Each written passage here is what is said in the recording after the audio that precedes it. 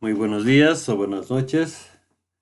En esta ocasión vamos a hablar de una enfermedad muy difundida por todo el mundo y muy importante, que es la hipertensión arterial. Es parte del temario de la materia de fisiopatología de la carrera de medicina de la Universidad Mayor de San Simón. Primero vamos a dar una mirada general viendo la epidemiología de la hipertensión arterial. Vamos a ver cómo está en el mundo y cuánto afecta al mundo. Se considera a esta enfermedad como primera causa de muerte y discapacidad en todo el mundo. Fíjense que es muy importante.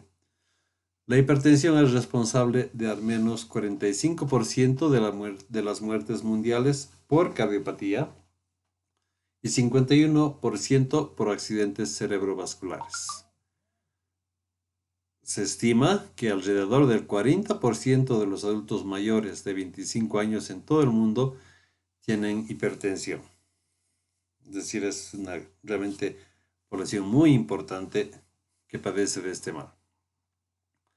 En cuanto a la distribución geográfica, la prevalencia más alta se registra en África, con 46% de los adultos mayores que tienen hipertensión, y las más baja en las Américas, con 35%. En Bolivia, la prevalencia de la hipertensión arterial se calcula que es más o menos un 30%, según datos de la Organización Panamericana de la Salud. Y como en todo el mundo, especialmente los que más sufren de esta enfermedad son los adultos mayores. Y además, igual que en todo el mundo, es uno de los riesgos mayores de muerte. O sea que Bolivia no está lejos ni es diferente del mundial, porque es una enfermedad sistémica que está distribuida, bueno, en todo el mundo y en toda la población. Antes de entender o estudiar un poco mejor la regulación de la hipertensión, antes de estudiar la hipertensión, vamos a hablar de la regulación de la presión arterial como un recordatorio. ¿Por qué? Porque la regulación de la presión arterial es lo que falla cuando hay una hipertensión. Entonces, para comprenderla bien, necesitamos primero recordar y comprender bien eh, lo que es la regulación de la presión arterial. ¿Cuáles son los mecanismos de regulación de la presión arterial? A nivel del corazón, el mismo gasto cardíaco es un mecanismo de regulación eh, a través de los mecanismos de aumento de la frecuencia cardíaca. Cuando hay una necesidad de mayor bombeo de sangre o alguna situación de estrés, bueno, el corazón aumenta su gasto cardíaco, aumenta su bombeo, por tanto también va a aumentar la presión arterial, como veremos más tardecito. Los mecanismos más importantes, hablando de lo que es la hipertensión, son los mecanismos que regulan a través del sistema nervioso. El reflejo barroreceptor, que consiste en un sistema en el que los receptores de la presión están ubicados en la bifurcación de la arteria carótida y en el arco de la aorta, y por vías sensitivas llegan al bulbo donde se procesa la señal, y desde ahí a través de vías simpáticas y parasimpáticas se efectúa la corrección del, de la presión arterial, ¿no? Sea aumentando la presión o disminuyendo la presión según sea necesidad. Es un sistema, por eso, de regulación de la presión arterial. Este es el llamado sistema barroreceptor. Aparte están los quimiorreceptores, que también están situados en la misma, en el mismo lugar, especialmente en la carótida, lo que constituyen posteriormente el glomus. Estos quimiorreceptores funcionan, como dice su nombre, con estímulos químicos, oxígeno y CO2, especialmente, principalmente con los gases, y se activan solo cuando la presión está muy baja. Implica que si hay una presión muy baja, hay muy poca llegada de oxígeno a ellos y bueno, van a dar como respuesta para compensar una señal hacia el sistema nervioso también para que se tomen las medidas y se aumente la presión arterial. Igualmente, la respuesta isquémica del sistema nervioso es una respuesta en situaciones de alarma, de pérdida de mucha sangre, por ejemplo, en la que hay una respuesta muy, muy fuerte de todo el sistema nervioso simpático que produce una vasoconstricción, pero es solamente en situaciones extremas.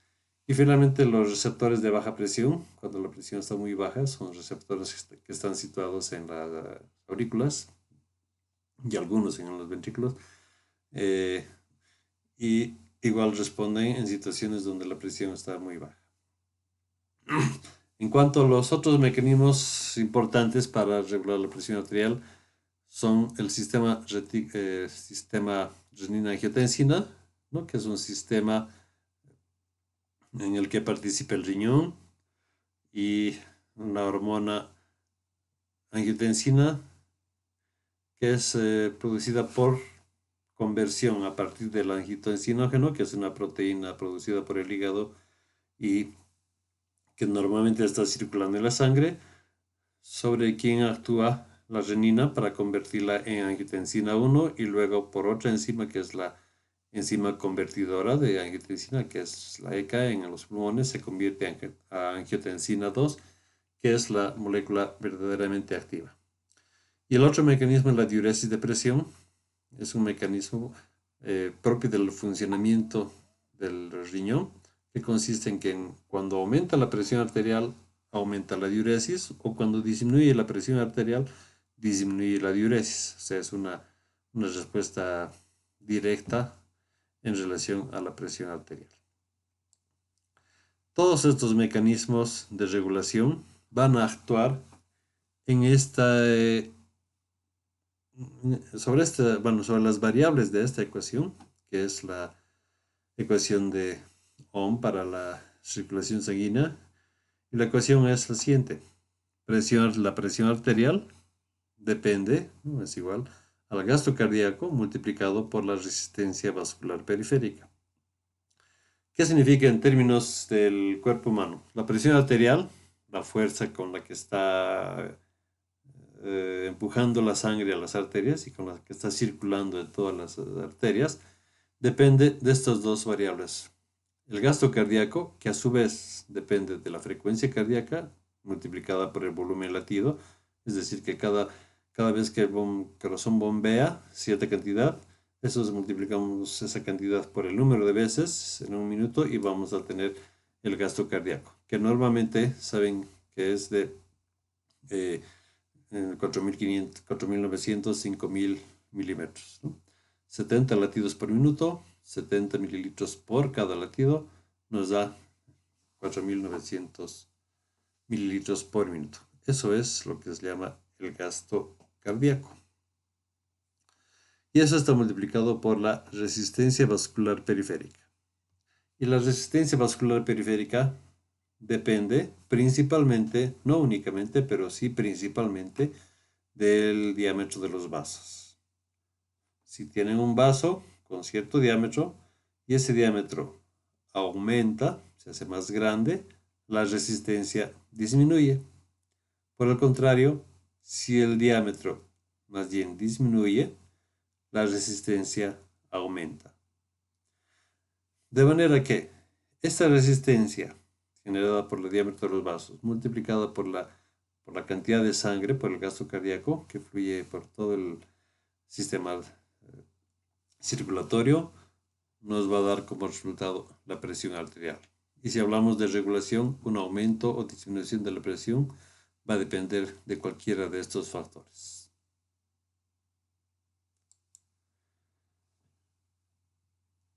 Los mecanismos de los que hemos hablado también se clasifican según el tiempo de acción. Los mecanismos a corto plazo, que actúan entre segundos y minutos, son el control nervioso por el sistema vasoreceptores, los quimiorreceptores también, y la respuesta isquémica del sistema nervioso central.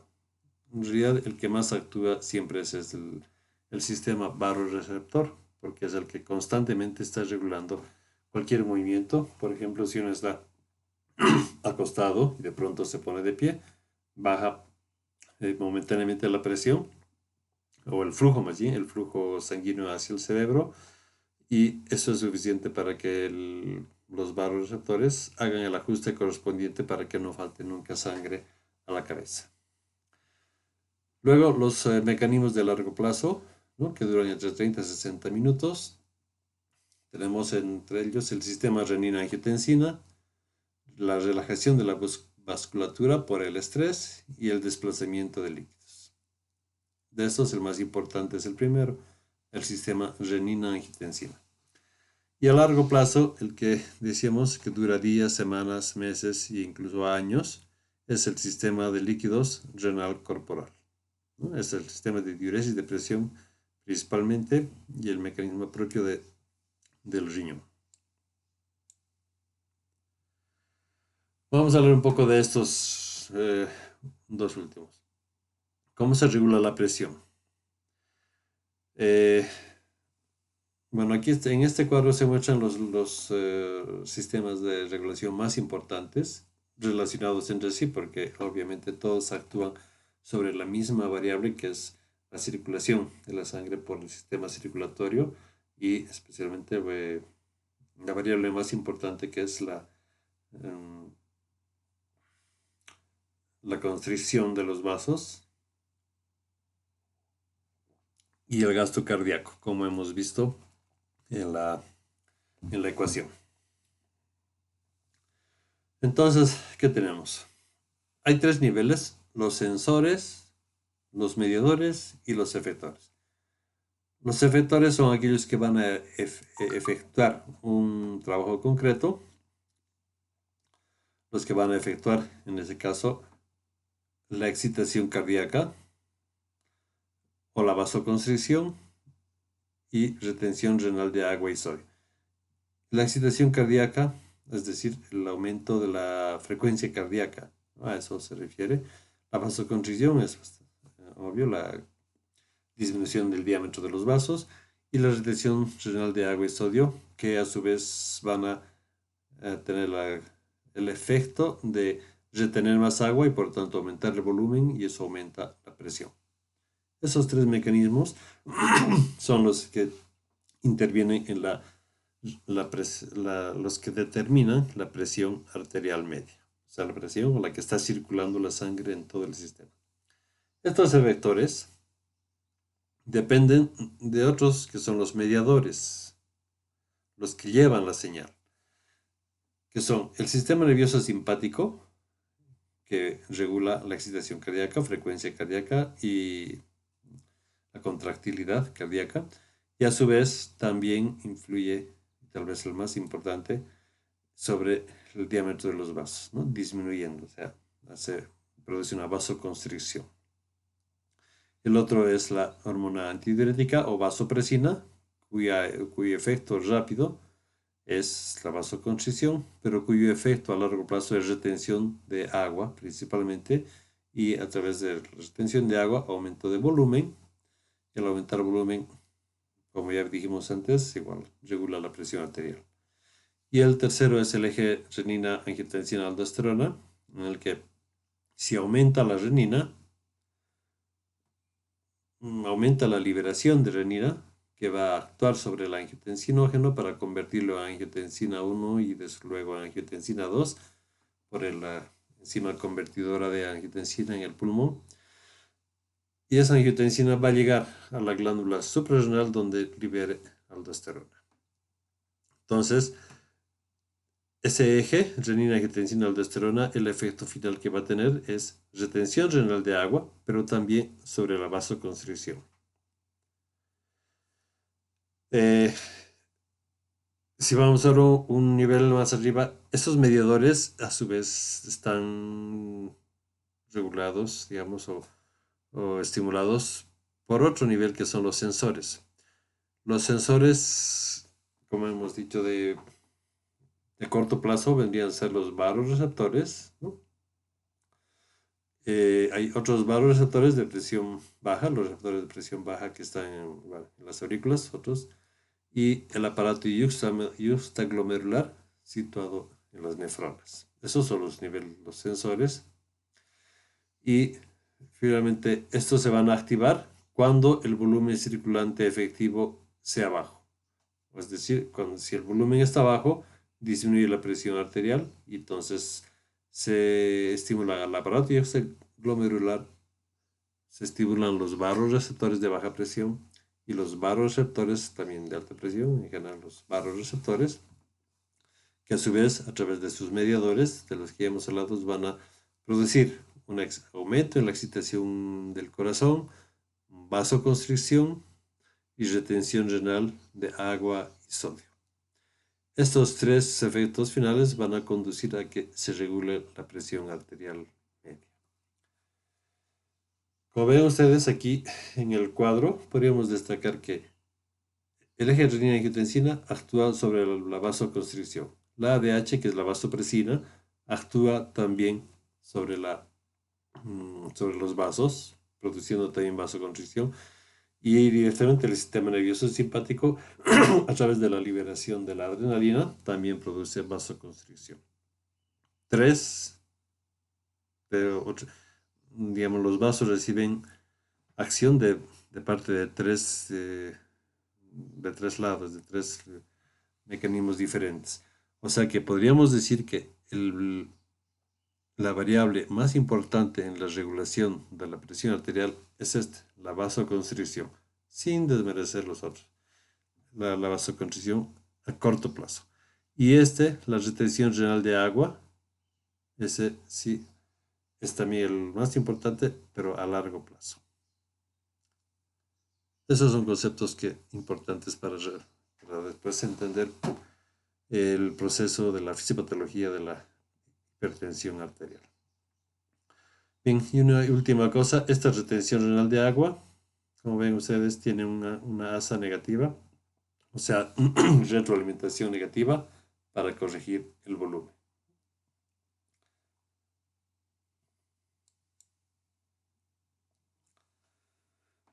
Ahora entremos en sí en la patología. La hipertensión arterial, ¿cómo se define? Es una elevación sostenida de las cifras de la presión arterial por arriba de los niveles considerados como normales, que son la sistólica hasta 140 y la diastólica hasta 90 milímetros de mercurio. En términos populares diríamos una presión de 140 a 90. Hasta ahí es todavía normal. Esta elevación sostenida es producto de la interacción entre dos factores, el medio ambiente y los factores genéticos. Los genéticos son incambiables, son lo que heredamos, que somos, y los ambientales son donde vivimos, y vamos a ver ahorita cuáles son los factores que son los más cambiantes y los que más van a influir. Bien, tenemos dos tipos de hipertensión. Una hipertensión esencial, que es el 95% de los pacientes la sufren, y la hipertensión secundaria, o sea, una hipertensión en la que la causa primaria es algún otro padecimiento, y ese es un 5% de los pacientes. La tienen 5%. Bien, ¿cómo se clasifica la hipertensión?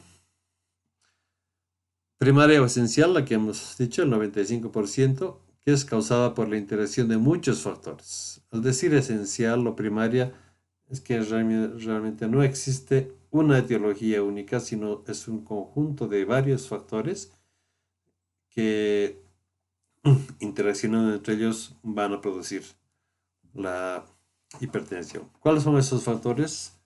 Herencia, o sea, es la parte genética. Dentro de eso está la sensibilidad a la sal, cuánto de sensibles somos a la sal, la obesidad y el tabaquismo. Y bueno, hay otros factores más. Estas, como decíamos, 9 de cada 10 personas, o sea, en realidad es más. Un 95% de los hipertensos tienen este tipo de hipertensión. multifactorial. La otra es la hipertensión secundaria, que les decía que depende de otra etiología, ¿no? La hipertensión es resultado de otra patología que esté sufriendo el paciente. Es obviamente mucho menos frecuente, 5%, e incluye lo siguiente: alteraciones en la función renal, insuficiencia renal, obstrucción de las arterias de los riñones por alguna razón, por colesterol o por mm, a veces por un tumor que está comprimiendo la arteria. Puede ser también por trastornos glandulares suprarrenales, ¿no? Por ejemplo, el aldosteronismo primario, que retiene agua y sal, pero no es porque esté mal, no en sí la patología no es pues, la presión arterial, sino la glándula suprarrenal. El feocromocitoma es un tumor que produce adrenalina, ¿no? Y puede estar en cualquier parte del cuerpo. Y ese feocromocitoma, obviamente, al producir mucha adrenalina, va a causar una hipertensión, ¿no? Y finalmente, alteraciones de la tiroides, que es menos frecuente, pero sí también puede producir hipertensión. ¿Cuál es la etiología? Como hemos dicho, no hay una etiología específica, sino son varios factores, hablando de la hipertensión esencial, ¿no? Entonces, uno de los factores más importantes, la historia familiar, es la parte genética, lo que estamos recibiendo como herencia de nuestros padres y abuelos y bueno, de toda la familia. Entonces, tener hipertensión en la historia familiar, es decir, que el abuelo era hipertenso, el padre es hipertenso y yo también soy hipertenso y mi hijo va a ser hipertenso, eso se llama una historia positiva, ¿no? Cuando hay esa historia positiva dentro de la familia, de que varios tienen hipertensión, entonces el riesgo de tener hipertensión realmente es alto, ¿no? Y aumenta más cuantos más familiares de primer grado la presenten, o sea, hermanos, padres, hermanos, esos son los de primer grado. Si todos son hipertensos, casi seguro que la persona será hipertensa. El otro factor de riesgo importante, ¿no?, en el que se puede predecir si va a haber o no hipertensión es la edad de la persona.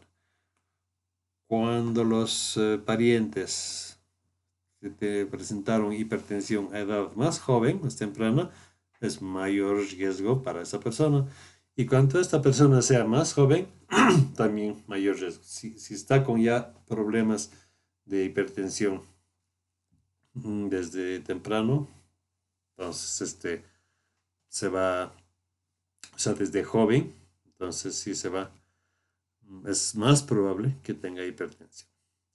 Y el otro factor es el de riesgo del sexo, eh, en el que igual la,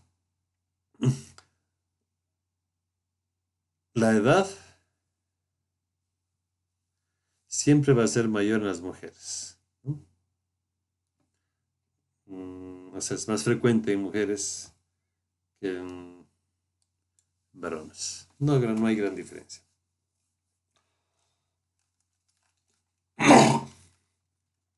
¿Cuáles son, ¿Cuál es la etiología de los factores predisponentes de la hipertensión?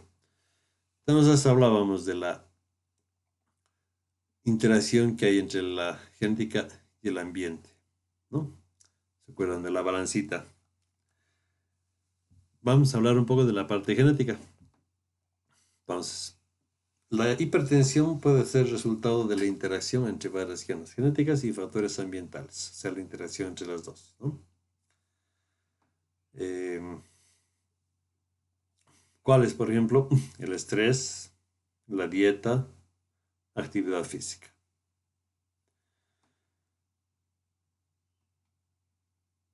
De esta interacción, o sea, la parte genética, aquí en los genes, están, como vamos a ver en un momento, distintos cromosomas, especialmente el 16. Hay genes en los que están, digamos, los factores que van a predisponer a la hipertensión arterial. Aparte tenemos aquí el estrés. este mundo actual es muy estresante, vivimos corriendo, hay mucho trabajo, muchas cosas estresantes, ¿no? Entonces, eso nos lleva a también a que sea un factor de riesgo de la hipertensión. Y la dieta, ¿no? Una dieta muy rica en grasa, exagerada y, bueno, y la obesidad en sí también va a contribuir a que tengamos esta enfermedad, la hipertensión arterial. ¿Ok? O sea, la hipertensión es resultado de los factores genéticos y ambientales. Ambientales principalmente estrés y la dieta y obesidad. Bueno, están muy relacionados. De la interacción de estos factores, ¿no? Se producen lo que llamamos fenotipos intermedios, ¿no? Que son mecanismos que determinan el fenotipo final de la hipertensión arterial a través de la alteración del gasto cardíaco y de la resistencia vascular total, como ya hemos visto. Estos fenotipos intermedios, si se acuerdan, fenotipo significa la expresión de los genes, ¿no?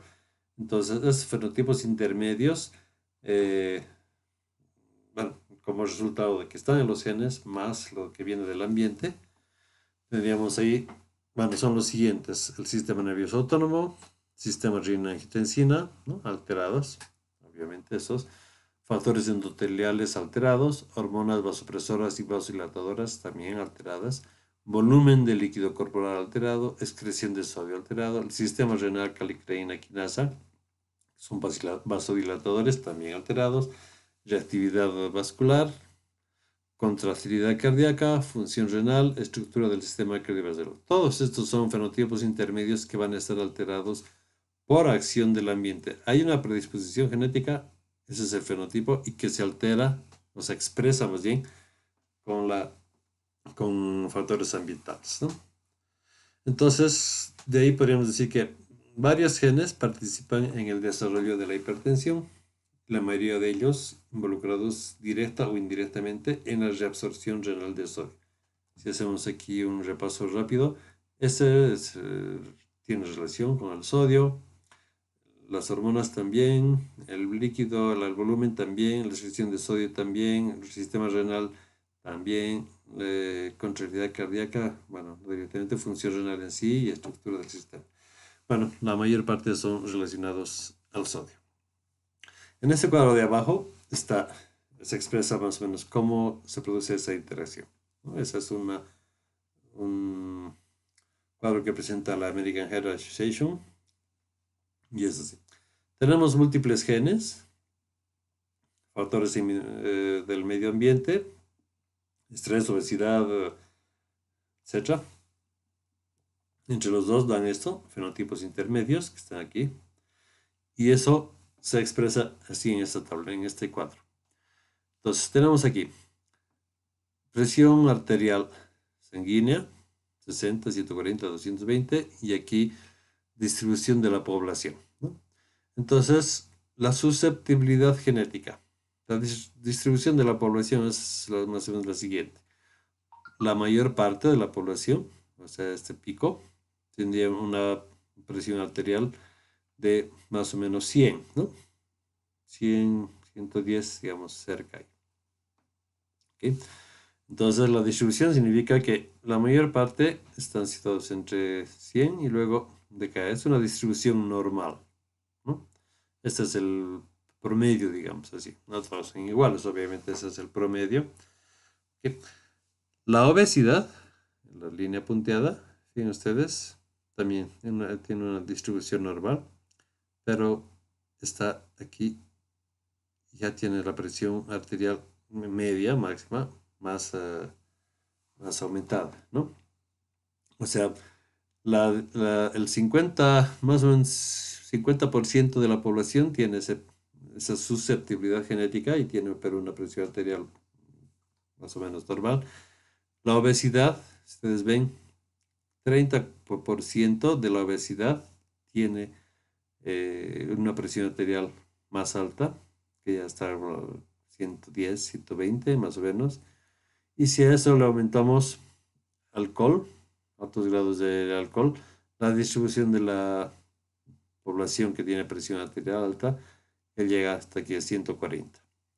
Y de aquí para adelante, estos son los hipertensos, ¿no? Entonces aquí están viendo la relación que hay entre la parte genética y la población, ¿no? Entonces, estas son las personas que tienen la susceptibilidad genética, pero que con la obesidad van a aumentar a que sea, va a aumentar la probabilidad de que sea hipertenso y lo mismo con el alcohol. Bueno, son los dos factores del ambiente que disparan, por decir así, los fenotipos, alteraciones en cualquiera de estos fenotipos intermedios. ¿Cuál es el papel de la genética? Entonces, en la hipertensión arterial, como ven en el cuadro anterior, menos de la mitad de las variaciones se explican por factores genéticos. O sea, están los factores genéticos, pero están dormidos. Necesitan un estímulo que normalmente es el ambiente.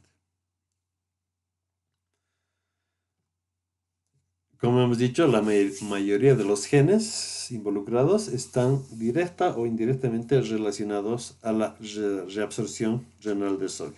O sea que ese proceso de reabsorción renal de los túbulos contorneados proximal y especialmente en el distal, donde se regula la cantidad de sodio, ese punto es muy, muy importante para la presión, para el control de la hipertensión, primero para la regulación de la presión arterial y, hablando de la patología, para el control de la hipertensión.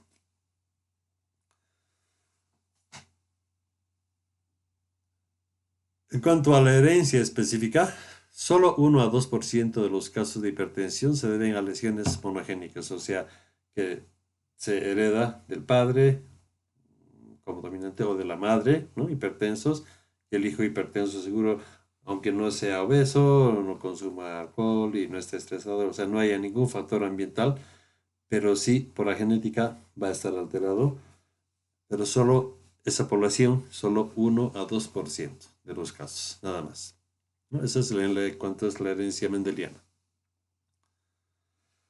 Eh, bueno, las mutaciones que se producen genéticamente son que llevan a la retención excesiva de sodio, se dividen en dos tipos de síndromes. Síndromes por sobreproducción de mineralocorticoides y síndromes por incremento de la actividad mineralocorticoide.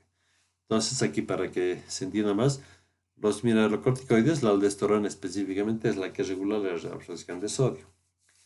Su actividad tiene dos facetas. Una es la cantidad, la concentración de aldosterona, y la otra, la sensibilidad a la aldosterona. O visto del otro lado, la potencia de la aldosterona para producir su efecto de retención de sodio. Entonces, algunas enfermedades que son los síndromes por sobreproducción es cuando todo está normal en el sistema de reabsorción de sodio, funciona bien, pero por alguna razón su glándula suprarrenal está produciendo muchísima aldosterona, entonces aumenta la concentración de aldosterona y eso lleva a un exceso o un aumento en la retención de sodio y por tanto aumento de la presión arterial. Esos son los síndromes de sobreproducción. Y los otros son causados por el incremento de la actividad mineralocorticoide. O sea que la actividad eh, tenemos la misma concentración, la concentración normal de aldosterona, pero las células del riñón se han vuelto muchísimo más susceptibles, de manera que si antes una pequeña cantidad de aldosterona era suficiente para retener cierta cantidad de sodio, cuando se hace más susceptible, con 1/10 de la cantidad o de la concentración de aldosterona, esa pequeña concentración va a tener el mismo efecto que si hubiera tenido en condiciones normales una cantidad mayor. O sea que las células responden a concentraciones menores. Eso es el incremento de la actividad mineralocorticoide. Fenotípicamente, el síndrome se presenta como hipertensión arterial severa desde el nacimiento, aumento de la reabsorción renal de sal, sin que consuma mucha sal, simplemente se aumenta la reabsorción porque hay un incremento de la actividad. Expansión del volumen como consecuencia del aumento en la reabsorción de sal. Sensibilidad a la sal, es decir, cuando está todo normal, pero una persona toma un exceso de sal y es suficiente para que se le eleve rápido la presión, o sea, es muy sensible. Eh, Supresión de la actividad de la renina plasmática, elevación de la aldosterona o supresión de la aldosterona, puede ser en cualquiera de los dos sentidos, ¿no? La alteración. Bueno, alcalosis metabólica e hiperpotasemia variable también, porque el potasio está involucrado en la reabsorción de sodio justamente, porque tiene que haber un intercambio de sodio por potasio para que se excrete el sodio. Y puede producirse muerte prematura por un accidente cerebrovascular. Claro, son muy raros estos síndromes, pero existen. El hiperaldosteronismo, que responde a glucocorticoides, es uno de los síndromes, ¿no? Es una enfermedad autosómica dominante heredada directamente de los padres, ¿no? Una alteración en el cromosoma 8 y es resultado de la fusión de secuencias de nucleótido de la regulación promotora de la 11-beta hidroxilasa. Bueno, esa es la explicación genética, dónde está el gen alterado. Otro importante síndrome de esos, pero está dentro de lo que es una frecuencia baja, ¿no? El síndrome de Liddle es una enfermedad autosómica dominante también, reside en el cromosoma 16, ¿no? Consiste en mutaciones en el canal epitelial de sodio sensible a amilorida. O sea, este es un canal específico en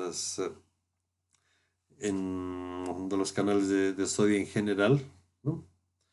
Y por tanto también en las células que reabsorben sodio, ¿no? Entonces, bueno, esa es la alteración genética. Y un exceso aparente de mineralocorticoides es una enfermedad autosómica recesiva, ¿no?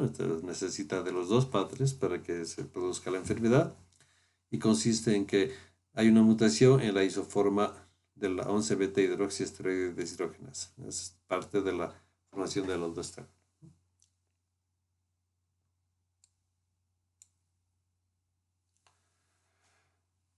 Para que tengan un poquito más de idea, este es el cromosoma 16 y aquí están las partes del 16, los locus, y aquí los genes relacionados a distintas enfermedades, ¿no? Por ejemplo, en el locus 16 septer, o sea, ese es el P13-3, significa que P es brazo corto, en la región 13-3, bueno, aquí hay una nomenclatura específica, ¿no? Eh, P13-3 significa en la parte más alejada, la más distal del cromosoma, del brazo P, el brazo corto del cromosoma, ¿no? Y así sucesivamente. Aquí está toda la nomenclatura del 16. P es el brazo corto, Q brazo largo, ¿no? P11, Q12, como ven. Y entonces aquí están talasemia, hepatoma carcinocelular, mucopolidosis, síndrome de Rubinstein, seroderma, etcétera, etcétera, ¿no?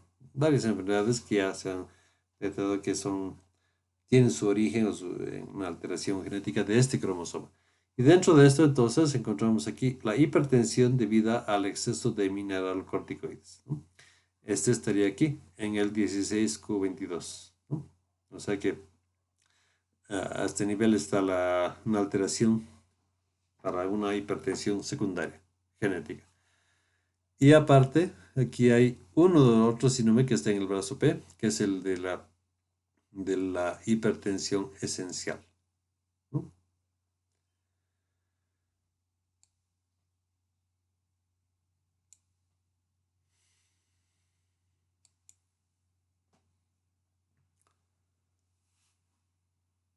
Todas esas enfermedades se llaman, bueno, son herencia de rasgos complejos. Y como ven, la herencia de la mayor parte de los pacientes con hipertensión es la que se denomina herencia de rasgos complejos. O sea que se hereda la predisposición a X, eh, bueno, a la hipertensión en este caso, ¿no? Eso es lo que se llama herencia de rasgos complejos. Y bueno, va a haber un impacto ambiental importante y son polimorfismos, o sea que están en varios genes, no es en un solo cromosoma, sino varios genes comunes, ¿no? Que intervienen habitualmente, bueno, en varios genes, eso. Entonces, en relación a los genes del sistema renina-angiotensina-aldosterona, ¿no? Tenemos polimorfismos de inserción o de lesión del gen de la enzima convertidora de angiotensina, o sea, del pulmón.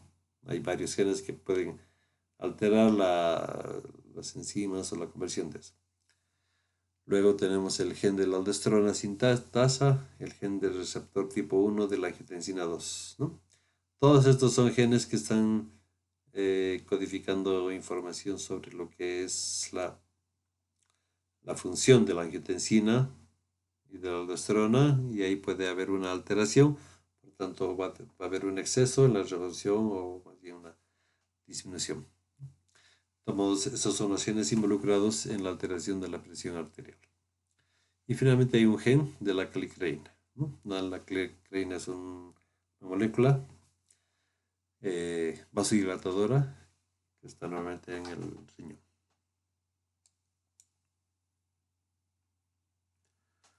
Bien, ¿cuáles son los mecanismos de la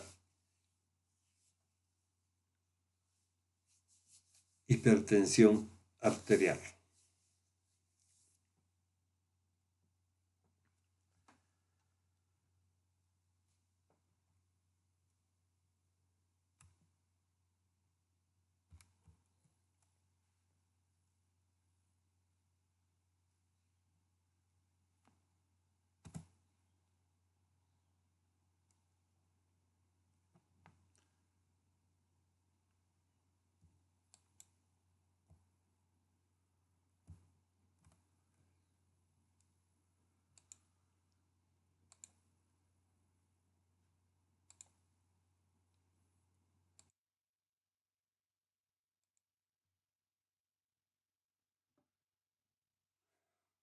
¿Cuáles son los mecanismos de la presión de la hipertensión arterial? Entonces, como causas tenemos primaria, que son genómica, o sea, genética, polimorfismos.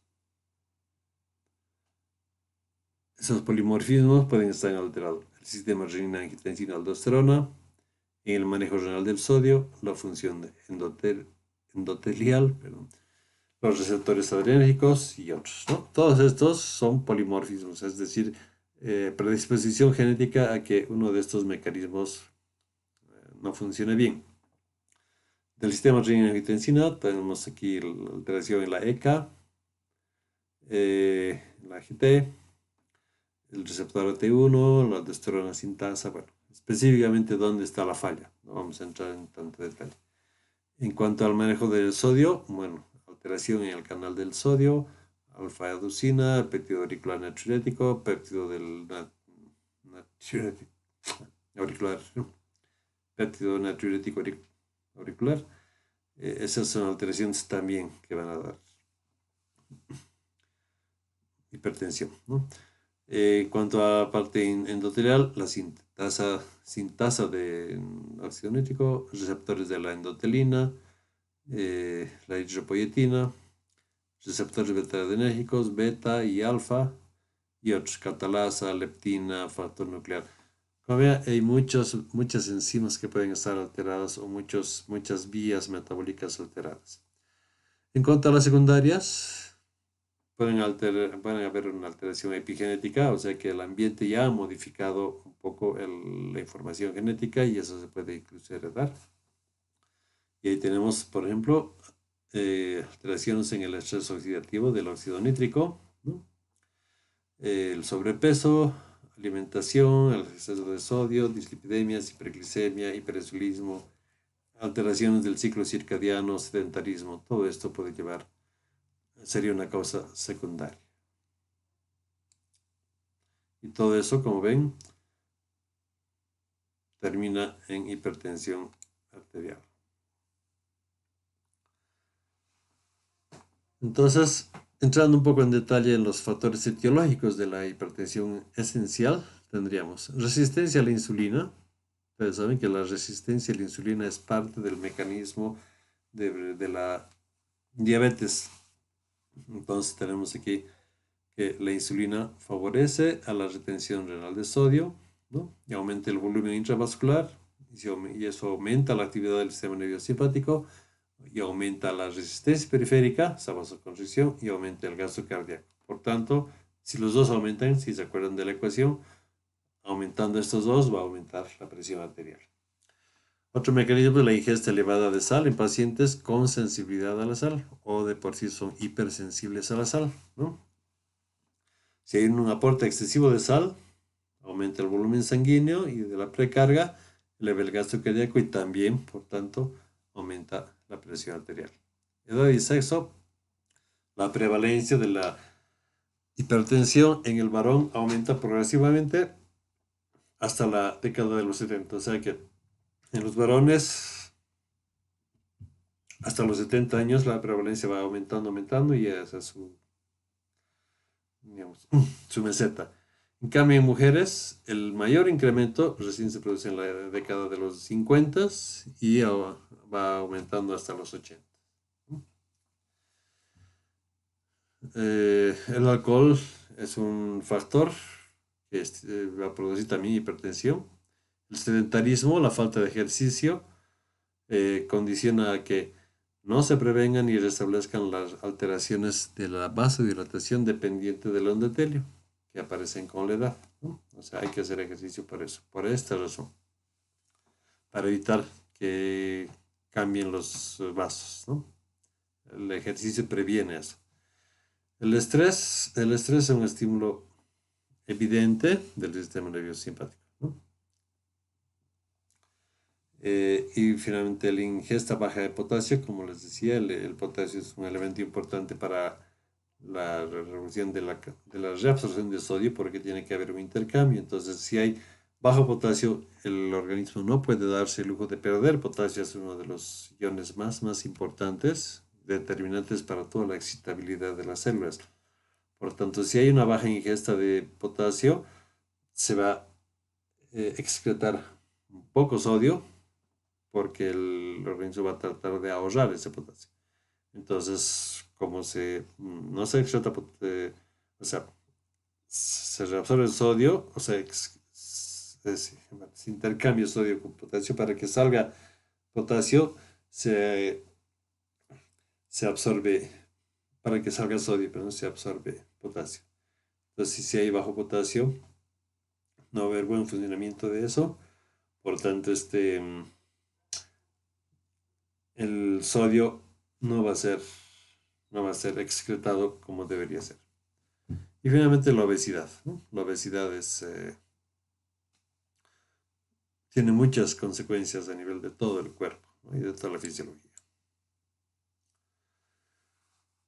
¿Cómo lleva la obesidad hacia la hipertensión? Entonces, fíjense aquí. A partir de la obesidad, un exceso en grasa abdominal, ¿no? Un aumento en la liberación de ácidos grasos libres, estos son tóxicos, ¿no? Es lo que se llama dislipidemia. Eso nos va a dar un síndrome metabólico o síndrome X. Aumento de la secreción pancreática de insulina, nos lleva a la hiperinsulinemia, eso aumento de la actividad nerviosa simpática, retención de sodio, hipertrofia vascular y directamente la hipertensión. Y por otro lado, la resistencia a la insulina directamente produce una disminución de la o sea, atenúa la vasodilatación, disminuye el proceso de vasodilatación, por tanto mantiene una presión arterial elevada, entonces nos da como consecuencia la hipertensión.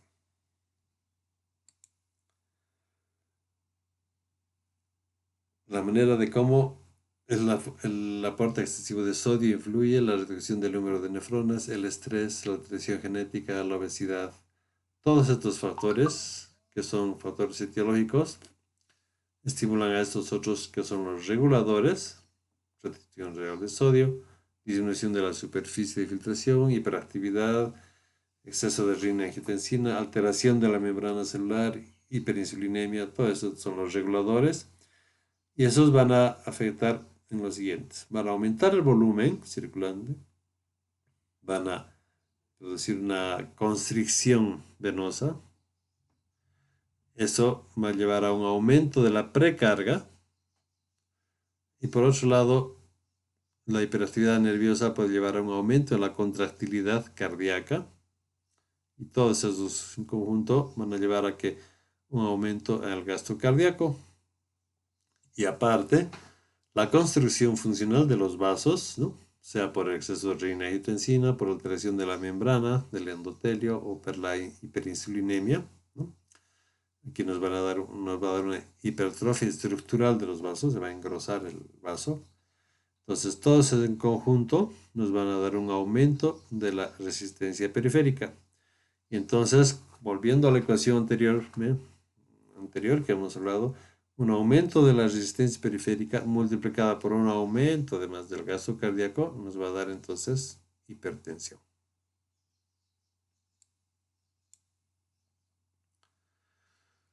Aquí está otra vez la presión arterial,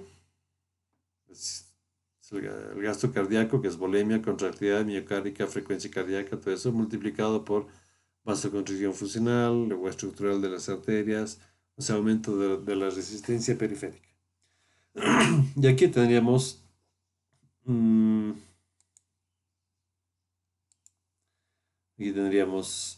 aumento del volumen sanguíneo, recarga de la contractilidad del corazón, o sea, todos los factores que son dependientes o relacionados al gasto cardíaco. Y aquí todo lo que es relacionado a la resistencia vascular periférica, ¿no? Factores que producen constricción funcional, los que producen hipertrofia estructural, ¿no? Alteración de la renin-angiotensina, alteración de la membrana, hiperinsulinemia, bueno, todo lo que estaba anteriormente en el cuadro está aquí expresado más en detalle.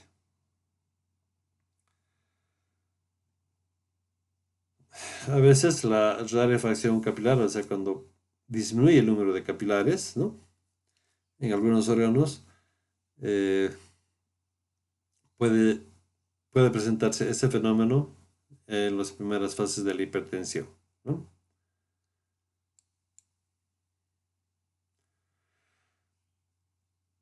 Los sistemas reguladores de la presión arterial que participan en la hipertensión, entonces, casi ya resumiendo, son la actividad del sistema nervioso simpático, el sistema renina-angiotensina-aldosterona, las alteraciones de la membrana celular, ¿no? Las alteraciones estructurales que hablábamos, porque puede haber una alteración en la composición de los lípidos, por tanto altera la membrana, ¿no? Puede aumentar la viscosidad de la membrana, por tanto una menor fluidez, o sea, menos flexible, se hace más duro el capilar. Los factores del endotelio vascular, alteraciones, cambios estructurales del sistema vascular, ¿no? Los vasos o vasos que están alrededor de los vasa vasorum, por ejemplo, se hacen más rígidos, más duros y, bueno, va a producir inflamación o alguna alteración en el vaso mismo, ¿no? El remodelado, que es un proceso por el que cuando se necesita o aumenta en una parte del cuerpo sangre, bueno, se crean nuevos capilares, ¿no? Se remodela, entonces cambia la microcirculación y en la hipertensión se produce eso. Y finalmente, cambios en grandes vasos, en la capacitancia de los grandes vasos específicamente. Estos son simplemente algunos de los sistemas que participan, para que se acuerden: angiotensina 2, norepinefrina, epinefrina, ADH, endotelina, eicosanoides, neuropeptidoide. Los que disminuyen resistencia, predisminuyen ácido nítrico, peito arterial, prostaglandinas, prostaciclinas. Y los mediadores del gasto cardíaco, aldosterona, vasopresina, aumento de volumen intravascular y aumento de la actividad. Y los que disminuyen, hemorragias, pérdida de sal y agua y disminución. Estos mediadores de resistencia y estos del gasto. Si volvemos a la ecuación, tendríamos que estos multiplicados por estos van a dar la hipertensión o no hipertensión, dependiendo de cómo estén los factores, ¿no? Del sistema renina-angiotensina, que ya hemos hablado bastante, aquí ya tienen todo el sistema plasmado y todo eso bueno, lleva al aumento en la reabsorción de sodio y agua, ¿no? Que mantiene o aumenta el volumen extracelular, aumenta la resistencia periférica y también, bueno, va a producir eso hipertensión. Y el sistema nervioso simpático, a través de la adrenalina, que va a estimular los receptores beta adrenérgicos, que aumenta el gasto cardíaco y aumenta la liberación de renina, aldosterona, aumenta la absorción de sodio, expansión de volumen. Y la expansión de volumen es igual, lleva a la hipertensión. Y por otro lado, los receptores alfa, que aumentan resistencia periférica, o sea, producen vasoconstricción, entonces igual llevan al aumento de la presión arterial.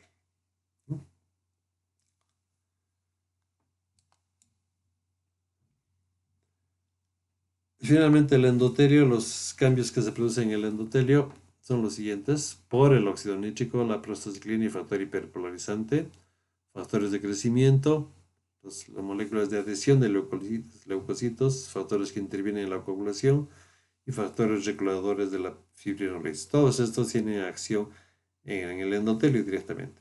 Entonces, ¿qué es lo que se altera? La barrera selectiva, aumenta la regulación del tono vascular, ¿no? La coagulación, la agregación plaquetaria, la fibrinólisis y el crecimiento de nuevos vasos.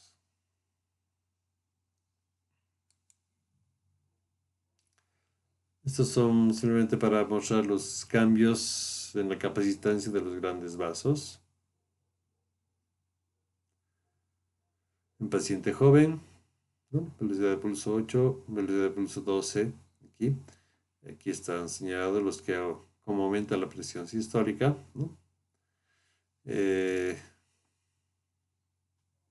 Y bueno, las ondas que se producen en especialmente en la aorta, ¿no? Esas. Finalmente, para el diagnóstico de la hipertensión arterial, tenemos aquí primero un cuadro de los rangos normales de presión sistólica y diastólica en hombre y mujer, según la edad. Entonces, como ven, conforme aumenta la edad, la presión arterial va aumentando desde 105 a 135 hasta 115, 160 como sistólica, y la diastólica, perdón, eso es en el varón, y en la mujer entre 130 hasta 115, 160 en la sistólica. En cuanto a la presión diastólica, en los varones de 60 a 86, en la mujer de 60 a 85 y hasta los 60 o más años de 70 a 100 y 70 a 100. Esos son los valores normales.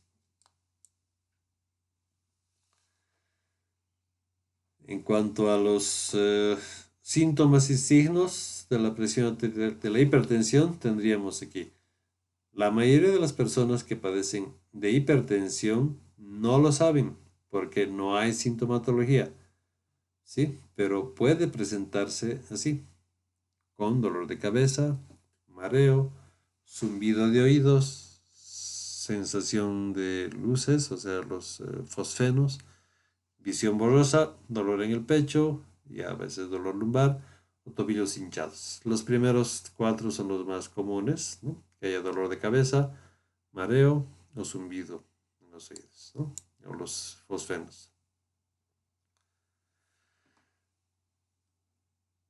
El diagnóstico de la hipertensión entonces se realiza de la siguiente manera. No se puede decir tomar la presión una vez y que tenga un poco elevada la presión.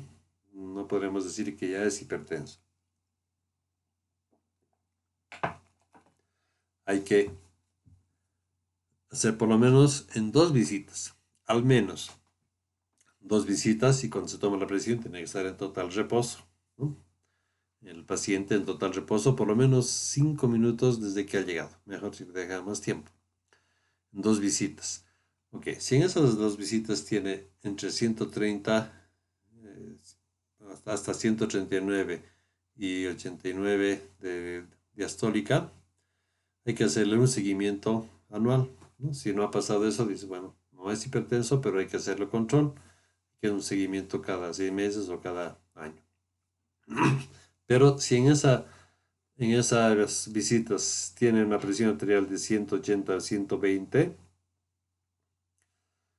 más clínica, entonces ya casi se diagnostica como hipertensión, ¿no? Y si tiene 140-90, está en intermedio, entonces se aplica este esquema que es el MAPA o AMPA, que significa automedida de la presión arterial, o sea, que el mismo se tome la presión en su casa o que se monitoree yendo cada día a un consultorio o algo así. Entonces, bueno, y de ahí ya se verá si tiene presión elevada, se diagnostica como hipertensión y si no, hay que hacer el seguimiento anual. La clasificación de la presión arterial son las siguientes. Óptima, 120-80 o menor a 120 y menor a 80. La normal, hasta 130, 85, digamos 84. Normal alta, 140, 189. Hipertensión de grado 1 de 140, 160 a 90, hasta 100. Hipertensión de grado 2 de 170, 160, 179 hasta 100, 110, 109, 110. Y la hipertensión de grado 3 mayor de 180, ¿no? O la diastólica mayor de 110. Y a veces ahí está hipertensión sistólica aislada, en la que tenemos una sistólica muy alta, como mayor de 140, pero la diastólica es menor de 90. Eso es según la Asociación Española de Cardiología.